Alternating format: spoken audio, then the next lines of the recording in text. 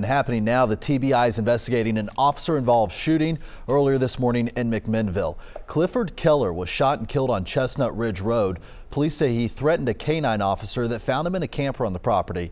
Keller fired a shot, brandished a weapon in the direction of officers, and refused to drop his gun. Officers were there to arrest Keller on outstanding warrants. Police in 2 different counties need your help finding 2 different missing teens right now. Take a look. 14-year-old Jesus Mata was reported missing earlier this morning in Tullahoma. He was supposed to stay the weekend with a friend but never showed up. Then in Christian County, just over the state line in Kentucky, a 15-year-old with mild autism disappeared late last night. Madison Wheeler is visiting from St. Louis and was last seen wearing giraffe pajamas. Authorities urge you, call 911 if you find either missing teen. A Texas mom is accused of doing the unthinkable.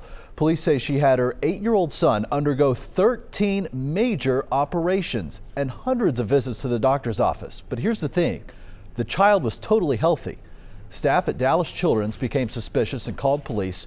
Court documents indicate the mom may suffer from a mental illness where a caregiver fakes someone's symptoms for sympathy or attention.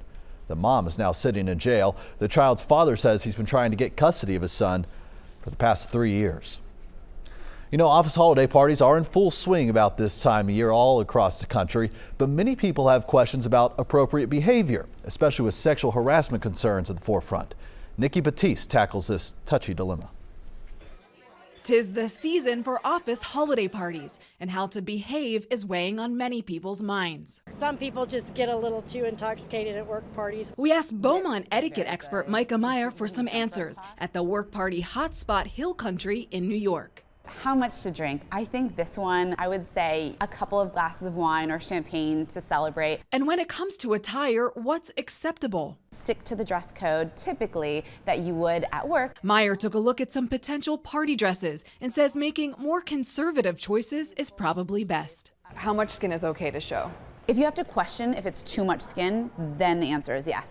Of these 4 dresses, which would you recommend? Definitely the red. The red is a classic choice. It's fun, it's festive, it's beautiful. It is form-fitting, but not too tight. It doesn't show cleavage. With sexual harassment in the forefront this year, Bill LaBeouf wonders about the appropriate greeting for coworkers. Who do you hug and who do you kiss and who do you just say hi to? Stay professional. So the less touching, the better. If you do lean in for a kiss, remember it's called a cheek kiss, but technically it's an air kiss because you don't want your lips touching someone else's skin.